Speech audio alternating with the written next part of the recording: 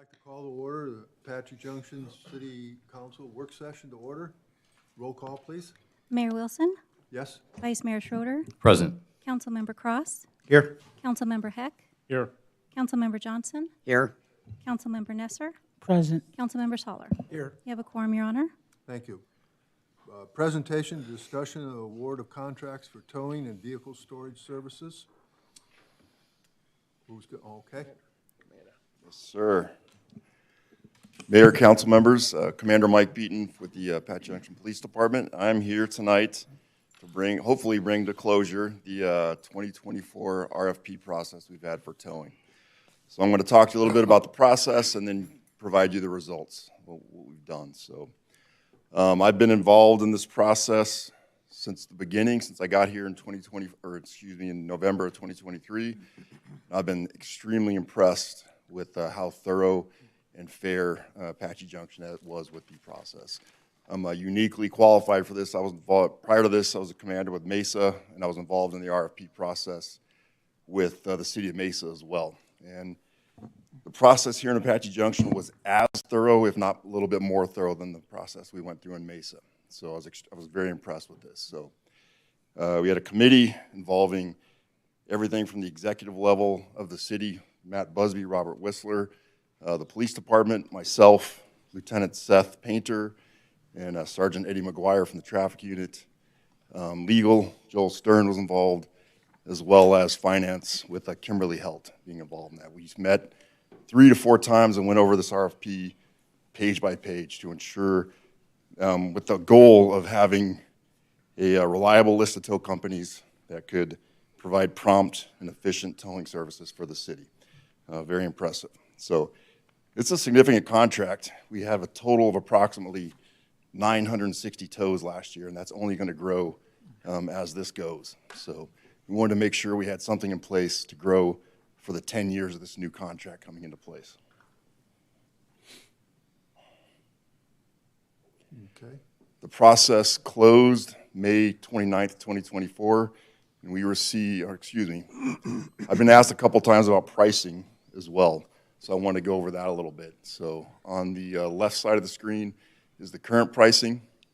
That was established in 2017. That has not been raised since 2017. So we know prices have gone up significantly since then. So on the right side of the screen is the proposed new pricing. As you can see, prices went up approximately $10 to $20 depending on a light duty or medium duty tow. And then the heavy duty tows were not listed, so we've listed heavy duty tows to be a little bit more thorough in this RFP process.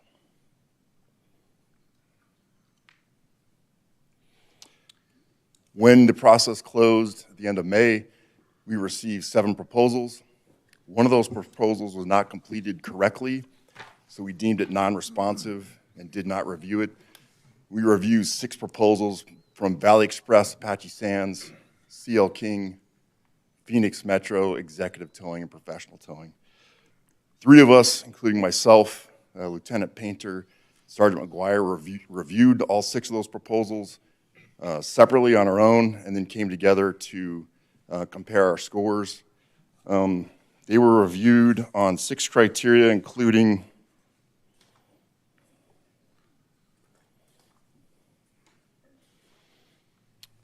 the company experience and background, response time to city towing requests, making sure they could respond in time to our requests. The vehicle storage facility was checked. Manpower and equipment, recognition of any addenda to the RFP, and then the clarity and thoroughness of the proposal that was filled out. It was significant to me that when the 3 of us compared our scores, we were not the same, but we were extremely similar in how we scored all 6 of those members. So when we scored all 6, we took the 6th one, the bottom scoring one, and removed them due to scoring.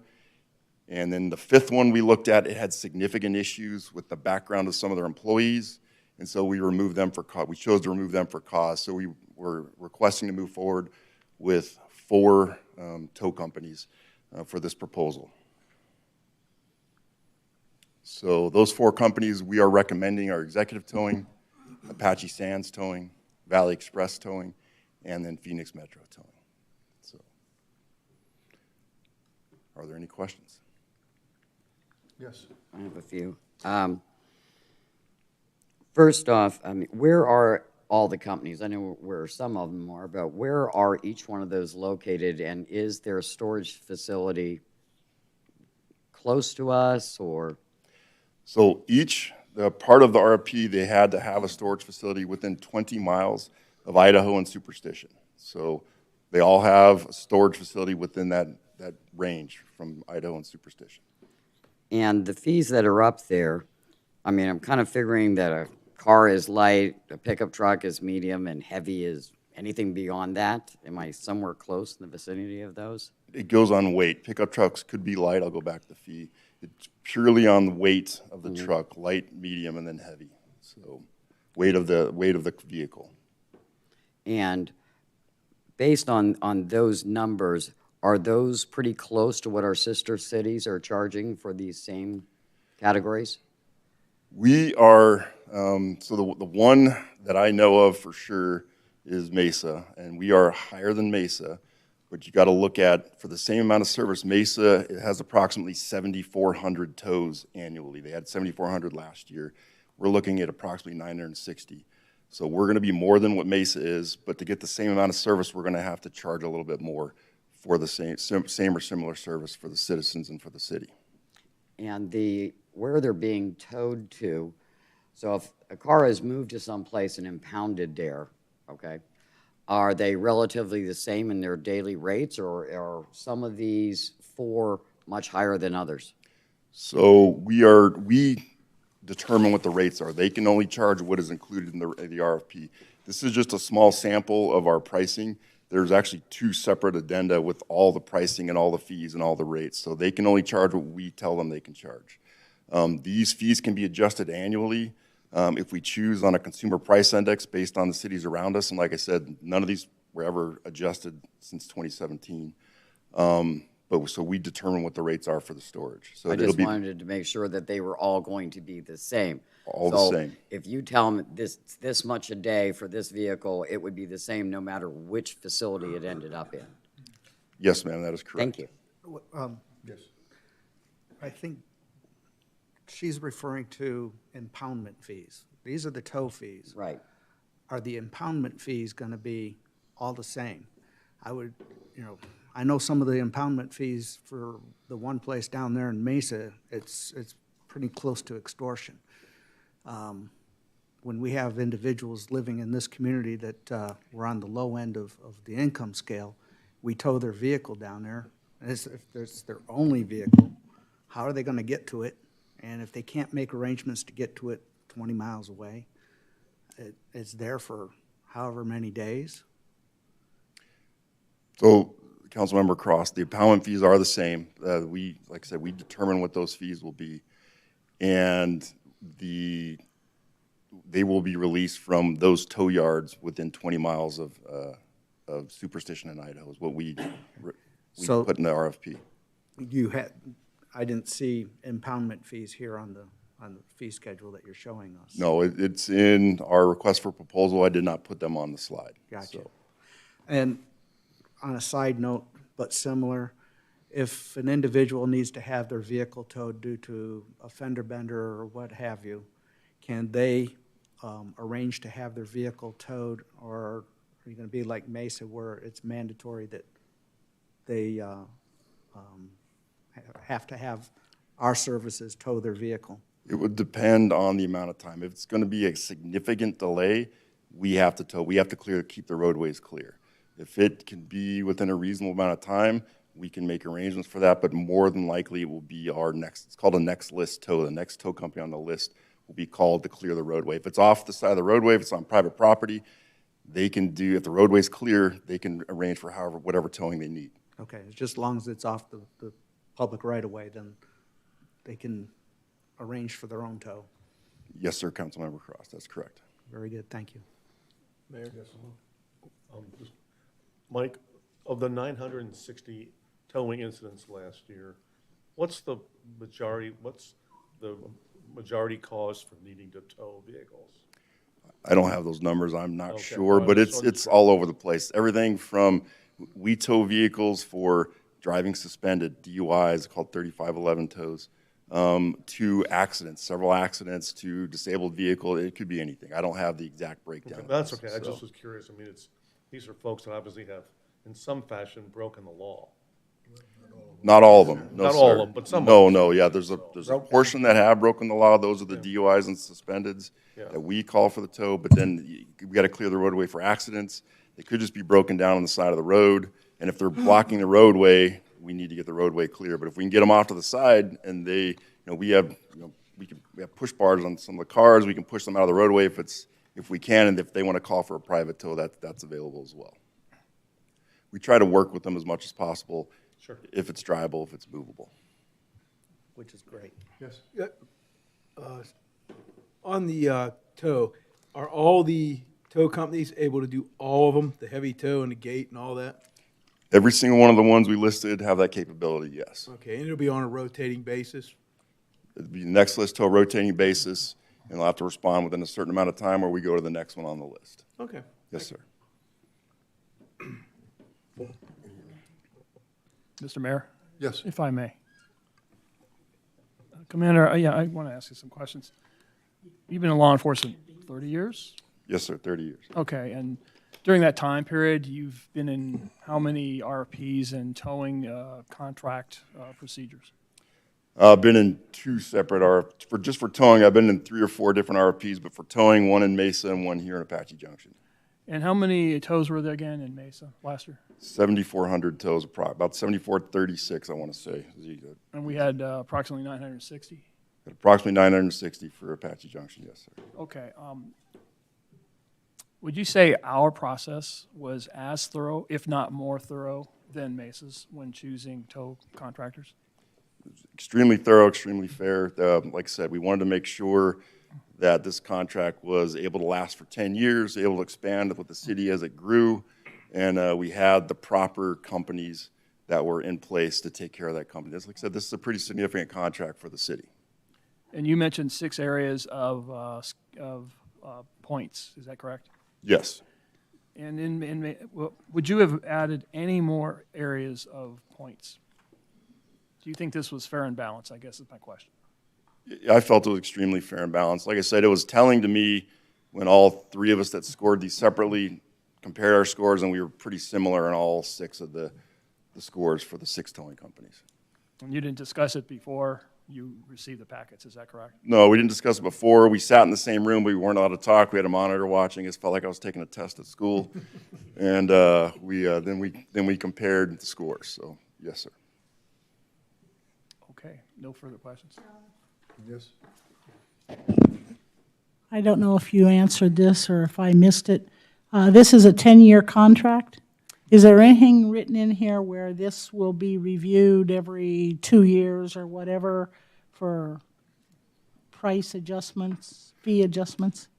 We can review it annually. It's called the CUUR 48 index, based on surrounding cities' price index. So we can change it annually to go up or down. Is it in the contract? It is in the though? contract, Okay. yes. So it not only doesn't just go up, it can go down as well if prices change. Okay. So, I have one more. Okay. And it's just a liability question. So I don't know, somebody from the city over here might have to answer the question. So the city, the officers have to call for a tow. They are our police department, and the tow company has damaged the person's vehicle even more than the accident. Who's liable? Councilmember Johnson, that would be the tow company. We're not liable for that. They take liability. We had a whole section with required insurance by each tow company, and so they are liable for any damage. I figured that you they did. I cause. just wanted to make sure that got on the record. Yes, ma'am. Good question. Mayor, one more thing. Yes. What's the time frame from the time the officer calls to when the tow truck is supposed to show up? Off the top of my head, I cannot remember. It's very similar to what Mesa. I want to say it's 20 or 30 minutes. I believe it was 20 minutes. Okay. Yeah, I couldn't remember exactly, so I don't want to misquote it, but Because I know, because I deal with it all the time, when you go private tows, they can be hours. That's why if you gotta clear a road, you gotta use the city's contracted tows. Yes, sir, Councilmember, so you're correct. So I want to say it was 20, 30 minutes. That rings a bell. I don't want to be exact on that, but it was similar to what all the other cities around us have, that time frame. And like Councilmember Solar said, we have to get the roadway clear. And some of the private tows take us a long time. If we can, though, we can push them off the side of the road, clear the roadway, and wait for them. We have done that before as well, so. No more questions. Thank you very much. All right. Thank you very much. Will, when's this coming before us? 2 weeks. 2 weeks for consent. Consent, okay. Okay. All right, thank you.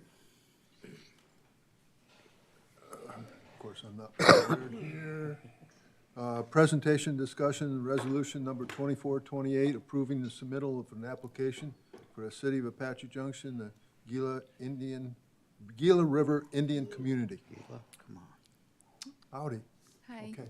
Good evening, Mayor and Council. My name is Angeli Hawley, Finance Director. I'm here tonight to present Resolution 24-28, approving the submittal of a grant application to Gila River Indian Community for Proposition 202, funds to cover senior transportation costs. The city has been recommended for approval for this grant in the amount of $30,000. Last year, we received $20,000. To proceed to final approval this year, a resolution is needed agreeing to accept funds. This will be on August 20th consent for your vote, and we're here to answer any questions you may have. Okay. Anyone have any questions? Mr. Mayor? Yes. Yeah, Angela, I just comment, I think this is a much-needed service that we're offering, and I think this grant is going to be very important for that. So I am very supportive of this grant. We appreciate that, yes. Okay. Anyone else? Yeah. Yeah. We appreciate the big increase. That's I pretty agree with darn him. nice. Yes, So- we're very happy with that increase. Okay, thank you. Okay, thank you. Thanks, Angela.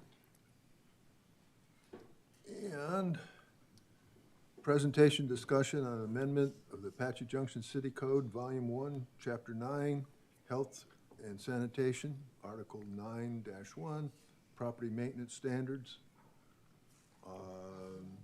Section 914, Enforcement, Abatement, and the AGCC, Volume 2, Land Development Code, Chapter 1, Zone Ordinance. Who's going to address that one? Oh, there he is. I didn't see you, Rudy, I'm sorry. No problem, Mr. Mayor. Good evening, Mr. Mayor, members of the council. I'm Rudy Esquivias, the Development Services Director. This item, Mr. Mayor, is to address an issue of discrepancy in our fees for zoning ordinance violations and health and sanitation code violations. Right now, we have a disparity in our fees for basically a very similar process involved in both types of cases. Matt, if you would please put up that little comparison table. This is it in a nutshell. The property maintenance code for first violation is $350, for second violation it's $600, and then third or more violations, it could be up to $1,000, along with other penalties that may be incurred for other violations. The zoning ordinance for first violation is $250, second violation is $500, third violation is $750, but the zoning ordinance also contains a clause which is kind of a catch-all where fines could be up to $2,500, jail time, and mix in with other violations as well, which could be also property maintenance codes. So the idea here is we're not exactly sure why there's a difference between Chapter 9 fees and zoning ordinance fees, but we come to you this evening to see if there is interest in at least making the fees the same, and preferably the higher end Also, of course, you would have options of making the fees the same, making them more, whatever the case may be. We also feel that making the fees the same and perhaps making them a little higher will give folks a little more incentive to clean up their properties. Right now, Victor Martinez is here. He's our code compliance manager. We are still achieving voluntary compliance to a great extent. Well, not many folks have to, end up going to court and end up paying fees, so that end of things is still working pretty well. But there are some folks who just, don't want to cooperate, and they end up being the repeat offenders. Maybe if the fees were a little higher, there would be more incentive for more voluntary compliance. That's it in a nutshell, Mr. Mayor. We did discuss this with Councilman Heck. There's also a factor that came in, some of the work he's seen on the Community Development Corporation, some of these properties that this group goes out and cleans up, and some of these jobs are really huge jobs. So that was kind of a side discussion along with all this. Can we do something to incentivize cooperation a little more? And with that, I'd be happy to answer any questions. Like I said, Victor is also here. If you're agreeable to changing the fees, we would come back in a couple of weeks for your direction to staff. Okay, any questions? I have one. When I'm looking at the property maintenance code, so you probably be leaning towards those numbers as compared to what I see in the zoning. Yes. How often do we have somebody who is 3 offenses or more? Victor? Same person. Victor is our code comp manager. He deals with that a lot more directly than I do. Good evening, Mayor and council members. Since I've been here about 4 years, and I think I've only seen 2 or 3 individuals that have gone the third offense route, and we have filed criminal charges on them. And when I asked that same question regarding the zoning ordinance, I'm just trying to see if the higher numbers did make a difference. Yeah, for zoning ordinance, I don't think I've seen many, but there was a different process before I started, which was a lot of those zoning cases weren't criminal, but then we decided to take them to civil. So there was probably a year or 2 where those cases were not being taken through the 3-step process, that were going directly criminal. Okay, thank you. Yes, Not yet. you got a question? Not yet. Well, then, I'm sorry, Mr. Mayor. So Victor, we've talked about this, so I'm not throwing something at you you don't know, but there are circumstances where we have property owners in the city who they're paying the fines as opposed to providing a remedy for the situation on their property. Am I correct? There are certain property owners that say, I would rather pay the fine than correct the violation, yes. All right. They're the folks, I think, that ultimately these things have to address, because I think that's wrong, and I think that's where we get this reputation for having these properties that are just unacceptable. But yet, for some of these owners, they figure it's just easier for me to pay the fine. So whether or not this will do it, I don't know, but at least I feel it's a way to get some more, put a little more teeth behind this thing. Mayor, Yes, when you have a property maintenance code or a zoning ordinance, do you go up and give them a warning first? Hey, you got to get this fixed? Yes, so for every case. Before they get fined, we give them a warning. I'm pretty sure you do. Correct. For every case, I go out there and we make sure we put a door hanger on the front door, whether it's a business or residential property. Then we come back and we issue what's known as a courtesy notice. Then after that process is done, we issue a notice of violation. And then even after that is done, if they need an extension, we provide them an extension, and then they get their first citation. That's what I wanted to get on record. There's a lot of warnings before they have to pay a fine. I'm in favor of doing the property maintenance level of fine with the zoning ordinance myself, because you're right, people aren't going to do it unless there's a penalty. If there's a penalty, they'll they'll comply, hopefully. But we give them a lot of warnings before we even start finding them. Correct. Just to give you a brief overview, we're looking at a zoning ordinance.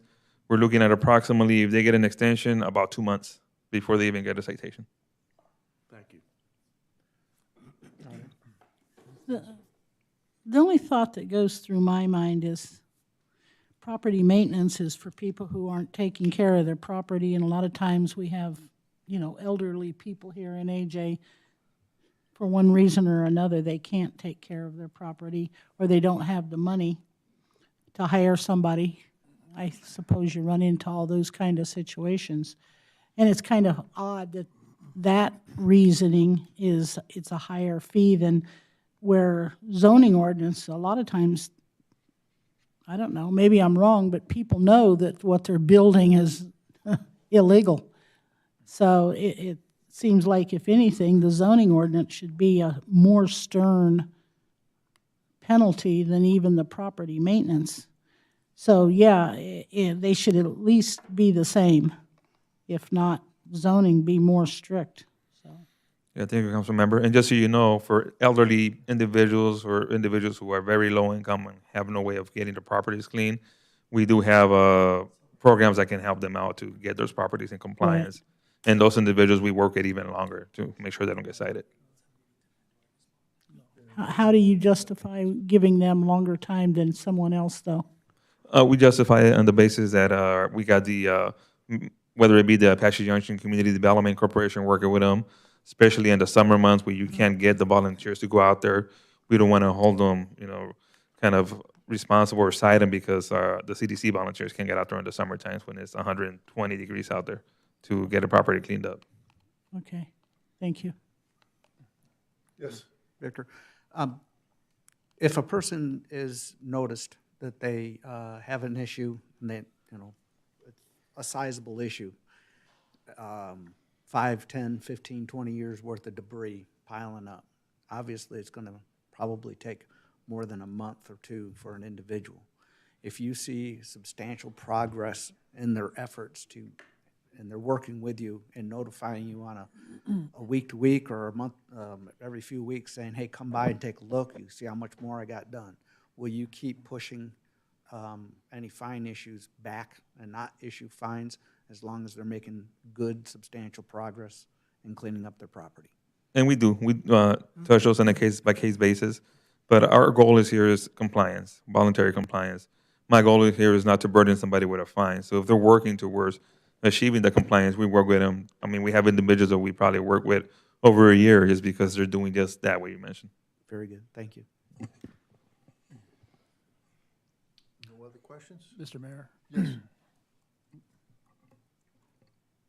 I just want to make it clear that these are not automatic fines. So if Victor sees someone, they'll give them a notice, and if you want to find someone, if they want to, they have to take them to court. So these are court fines. So it has to go through a court procedure for each level.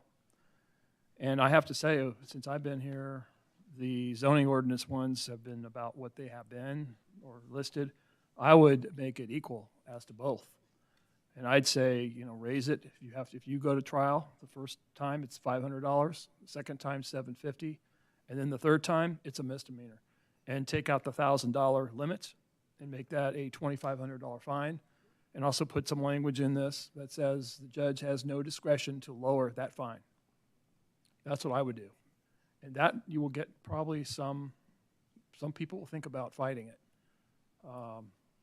I recommend that. Now, there are cases where you have elderly also. Some people have no money, and Victor works with those people very, very well from what I've seen. My office does not get too many of these. He handles 99.9% of them and takes care of them. But the ones that are difficult, those are the most time-consuming. But that's what I would recommend that you do. Your Honor. Yes. Joel, on the $2,500 level with judge not having any discretion to change that whatsoever, could that create a situation like we've had over the last year regarding individuals for excessive speeding, trying to get a break on the issue, and it turns into a major court scene? Once it's in court and someone decides, okay, we're going to trial on a misdemeanor level, and they don't want to make a deal with the prosecutor, because the prosecutor could always reduce the misdemeanor down to a civil. Okay, so the prosecutor can offer Yeah. lower. But I the think you should- the judge can't change it whatsoever. I recommend you take that ability away for the judge, because once it gets to the court, and if the prosecutor can't work with the individual, the person who goes to trial has to, they got to figure, oh, I'm not going to get a better deal with the judge because they tried it with the prosecutor. That's what I would recommend. In my experience, that does seem to work. Only in certain cases would the prosecutor lower it to have a third civil violation. That'd be a very extreme situation where they would have to, like you said, over time, they would be showing progress. And we've done that. Sometimes code compliance doesn't like us to continue those things. But once they get to my level, I think the prosecutor's in charge of that, and the prosecutor manages that. Your Honor, Yes. based on the information presented, I'd like to see this come back as a direction to staff. We'll do that, and then that just starts the process. So Right. Tonight was just see if there was any This is just, appetite. If there yeah, is, I am That's kinda the- interested in changes. okay.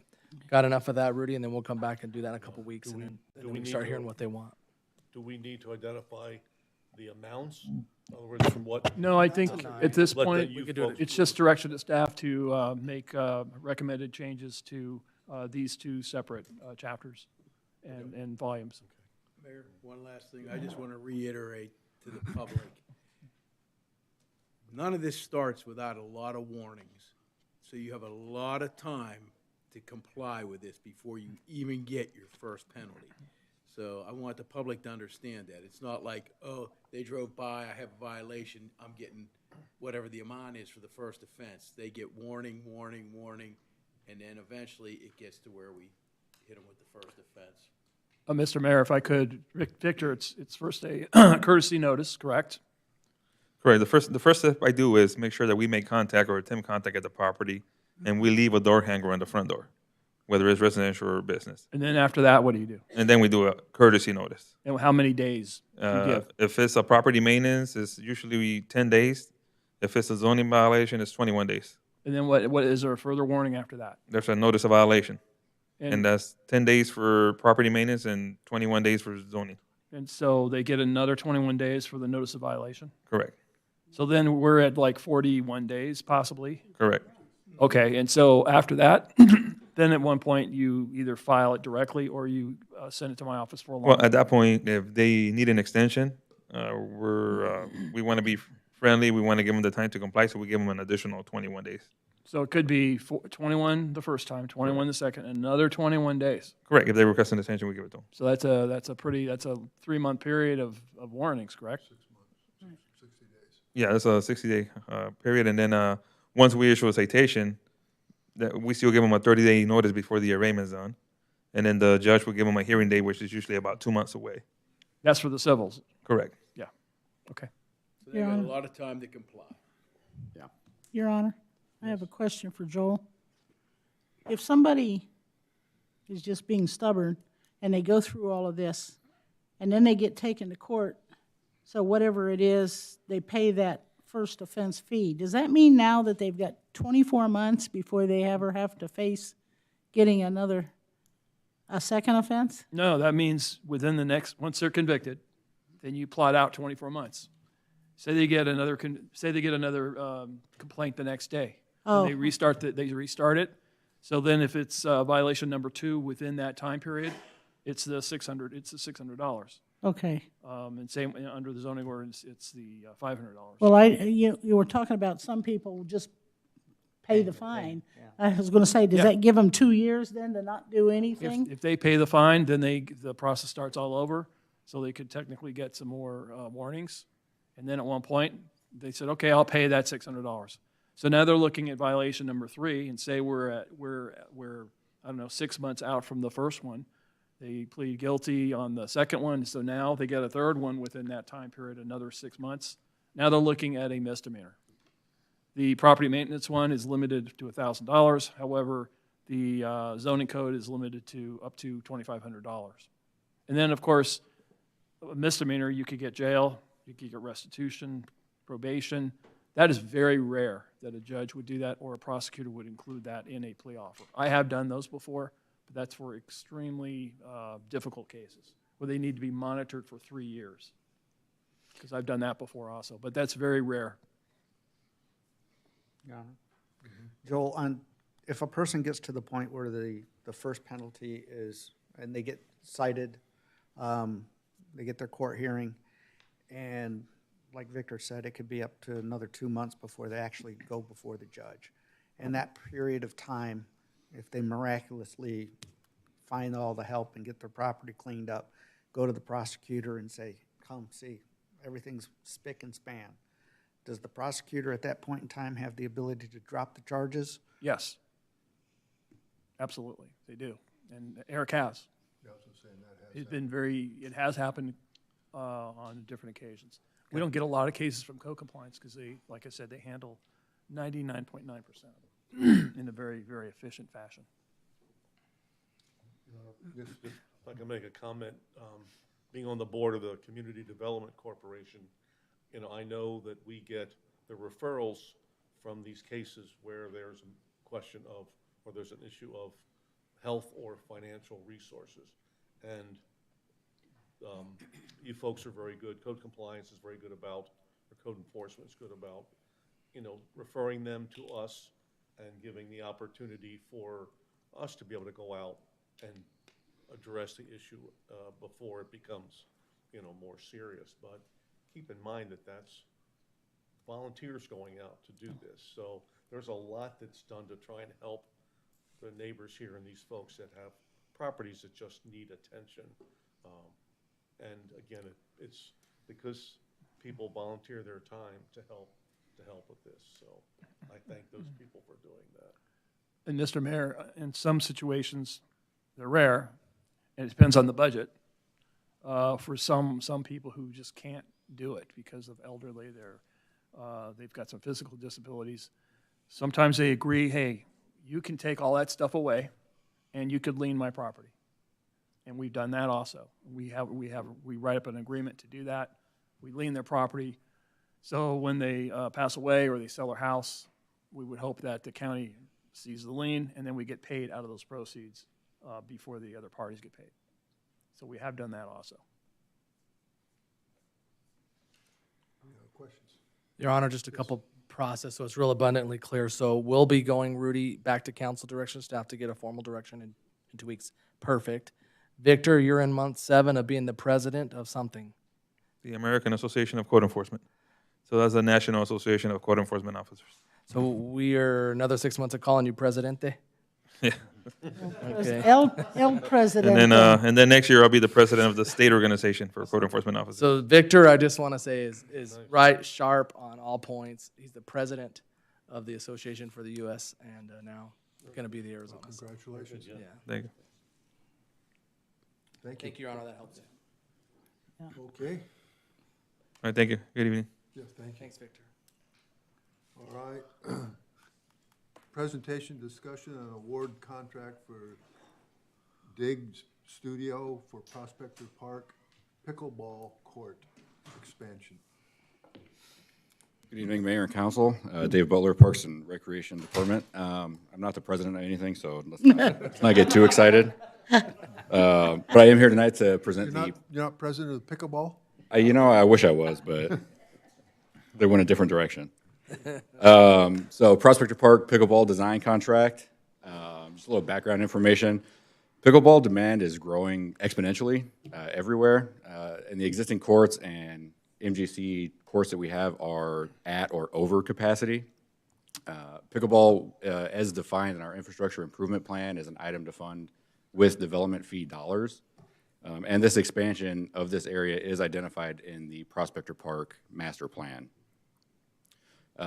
This expansion was approved in the fiscal year 24-25 budget, funded through Development Fee Fund, which can only be used for identified park projects.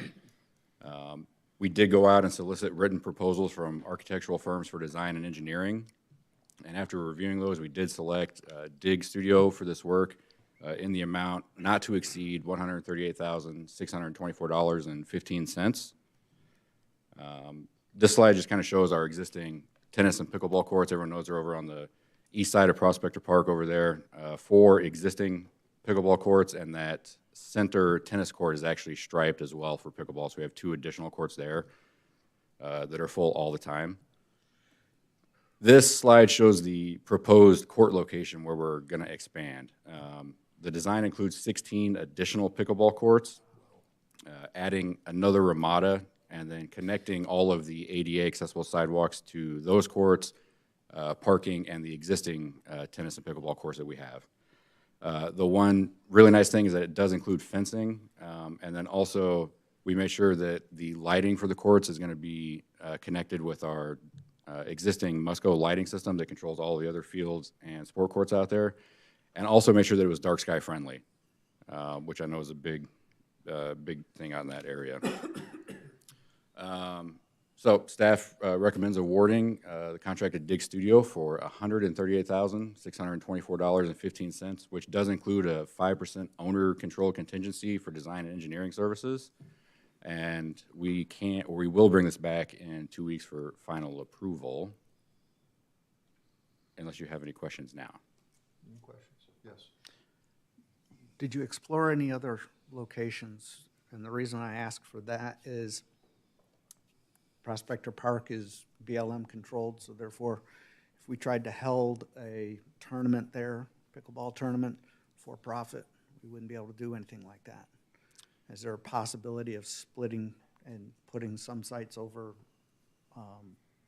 by the high school So on land that we own, or? well, we don't own own that. that. We don't own the SSP land either. That's through an IGA with the school. Okay. So that, and honestly, to put 16 courts out there, there's not enough room and infrastructure there to find somewhere to put 16 courts.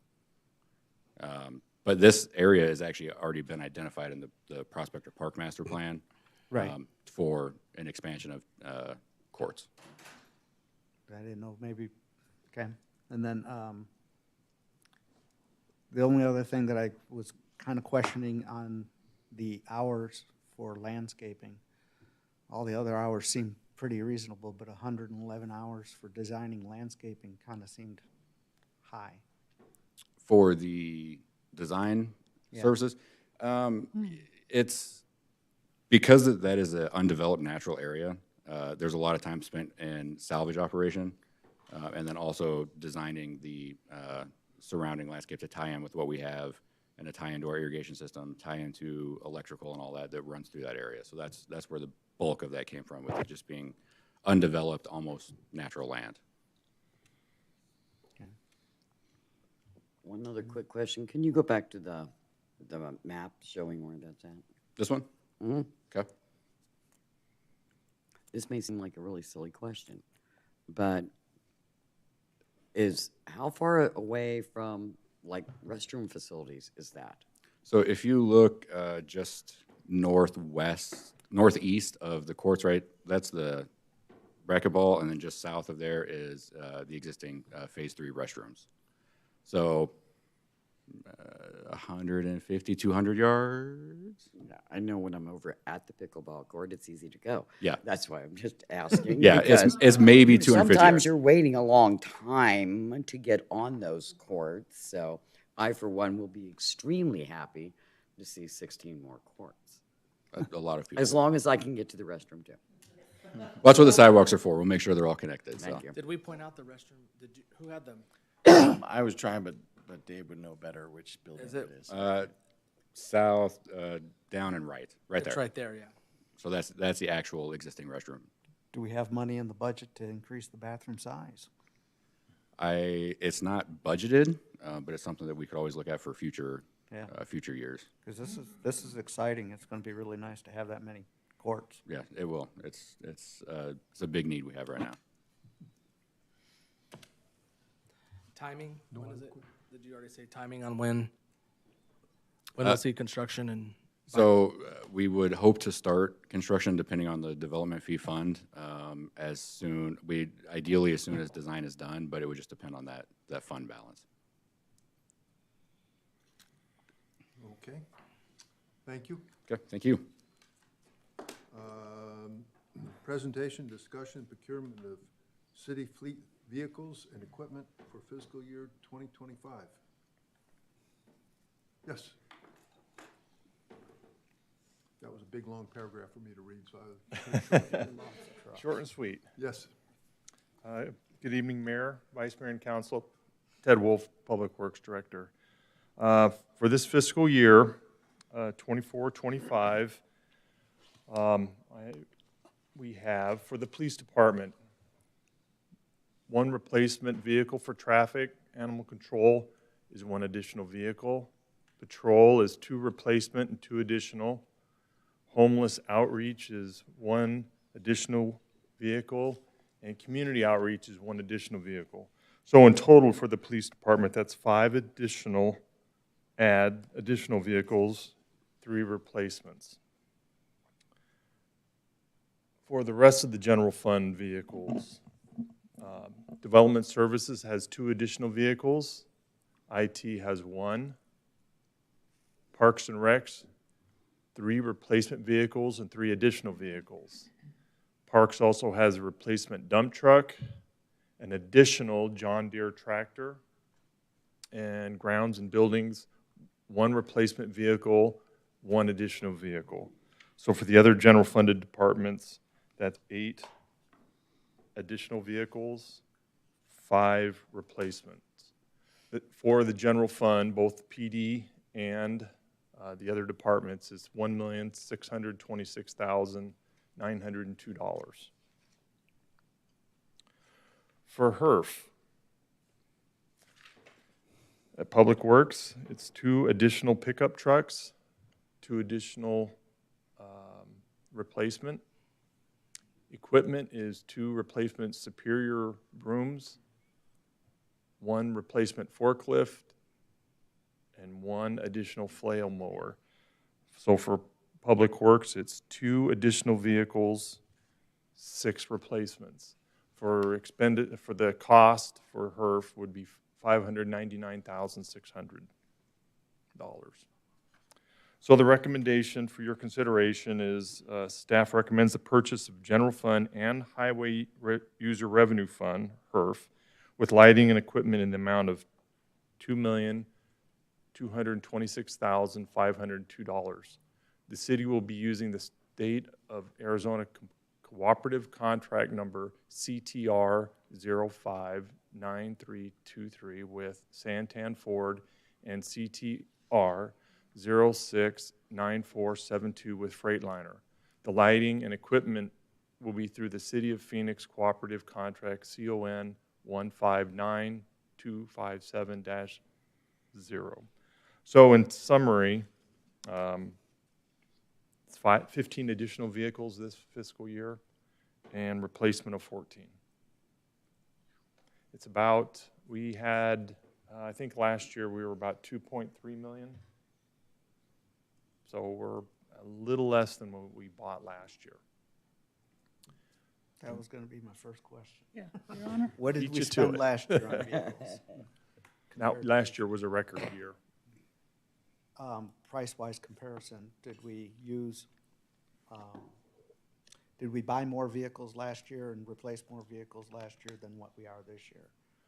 I recall we bought quite a few additional vehicles last year. I think.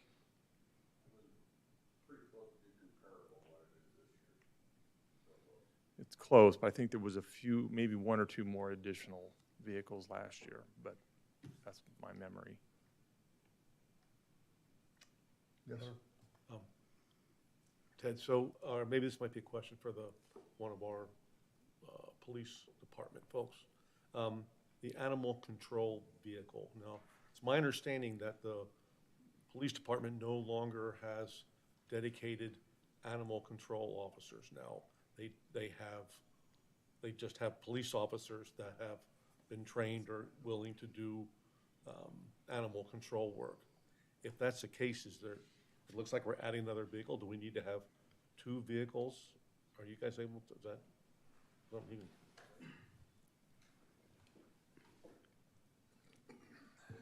Mayor, City Council, Johnny John, Assistant Chief. I can answer that. So we no longer have animal control officers. and we went to CSOs, so civilian service officers. Those officers are now, they're cross-trained on, they do everything, animal control plus a whole lot more, and they are actually driving those pickup trucks. So we just repurposed them for them to drive. And we have 2 in process now, so we'll have 4 CSOs here within probably the end of the month. So you would have 2 or more on duty or in use at any Yep. point in time? Yes, sir. Yeah, and they're helping with accidents. They help with a lot of the civil issues. They'll help with transportation. They'll take a lot of the reports as to burglaries without any suspect information at all. So you get a lot of those. Say car gets broken in the middle of the night. They'll take a lot of those reports, and it frees up the sworn officers to do different calls for service and whatnot. But they're also cross-trained with the animal. John, you called them CSOs, say that, what is civilians? Yeah, so it's a civilian service officer. They're not sworn? No, they're not sworn. Oh, okay. Oh, I didn't know we. Yeah. So it's not, yeah, so it would be incorrect to say there's, your statement about them being police officers or. I thought they were actually. Right. Yeah, I they thought are not. Okay. Yeah, they are not sworn. They don't carry No. a firearm or anything with them. All right, Mayor? well, that's good. Okay. While you're up there, what type of vehicles are you gonna get? Are they gonna be patrol vehicles, and what type are they gonna be? I know they're gonna be Fords. Are they gonna be pickup trucks or the Explorers or? For our new ones or for the CSOs? For the new ones, for the police. They should be Explorers. Yeah. Left my readers in the truck. Am I right? They should be Explorers on that? Outreach, super duty. I could use those. You got your glasses. Kidding. We have some Explorers, some PIUs, the Pursuit Interceptors, and then also we have some of the F-150 Pursuit rated vehicles and also an Expedition. Okay. Yeah, so you got the Ford Expedition, which that's an unmarked. That'll go to investigations. And then we got if you look at animal control, so there's a transit cargo van for animal control, which they're drastically in need of. And then we've got a couple of Explorers that'll be marked units. So I personally like the F-150. It is a really nice vehicle and roomy. they are, yeah, especially the new responders. Yep. Your Honor. Yes. Ted, You got it. all of these new vehicles, what's the driving force behind us needing not just replacement, but new vehicles? Is it the growth south of here or what? Yeah, it's growth, Okay. more staff. They need vehicles to form their. But I mean, is that because of the growth south of the 60? Some of it. Because we're not growing up here. No, but we're getting more use at the parks. I mean, Okay. everything across the board, we're getting more, the city's growing in All right. population. One question I have in the aspect, you said you mentioned in the John Deere tractor, but you didn't mention who we were purchasing it through as a joint contract with one of the other contracts? Let's get that on record. Brian, did we get that on record? Were they buying it through Freightliner, Stotts? No, Stotts equipment is for the John Deere, Freightliner is for the dump truck. Okay. Can you put that on? Come on. We need some. Just, Oh, I'm sorry. just speak to it. Brian, that's Not on okay. Yeah, record. I know how much you love the microphone, but we gotta have that. Mayor Council, Brian Glebe with Fleet.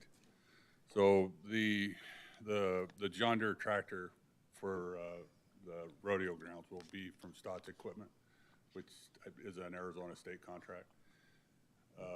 John Deere dealer in, I think, Gilbert or Chandler. And the Freightliner dump truck is also a state contract from Freightliner, Arizona. Okay. Thank you.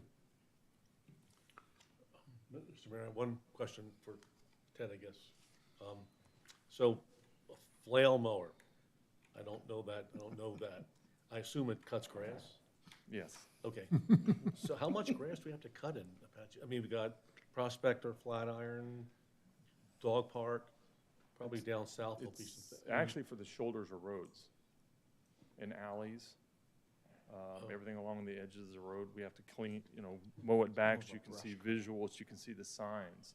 It's an attachment on the side of a tractor, and it'll, boom out so they can drive on the travel way, and it'll mow along the side of the edge of the road. So a lot of this is that overgrowth that's not. Right. We Okay. spent a lot of time, vegetation control here. So it saves lots of money. It does. Time. Before, we had the mower, and you'd have to drive on the slope, and that wasn't very safe and easy. This one will be a side mount, so we can just stay up on the road. And So it's a whole mower or just an attachment? it's actually an attachment. Attachment. Okay, all right, good, thank you. No other questions? Okay, well, thank you, and I will adjourn the meeting. Thank you. It's all right.